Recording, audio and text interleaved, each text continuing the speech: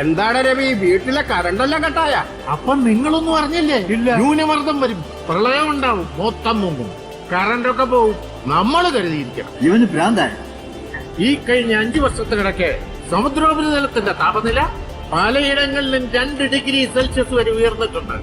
ഇനിയും 2 അതിൽ കൂടുതലോ ന്യൂനമർദ്ദങ്ങൾ അറബിക്കടലിൽ രൂപപ്പെടാൻ സാധ്യതയുണ്ട്. അങ്ങനെ സംഭവിച്ചാൽ വലിയൊരു മഹാപ്രളയമായിരിക്കും നാം നേരിടാൻ പോകുന്നത്. നീണ്ട 26 വർഷങ്ങൾക്ക് ശേഷമാണ് ഇടുക്കി ഡാം എന്ന് തുറക്കാൻ പോകുന്നത്. ഈ പ്രശ്നങ്ങളുടെ സീരിയസ്നെസ് ഇതുവരെ പബ്ലിക്കിന് ബോധ്യമായിട്ടില്ല.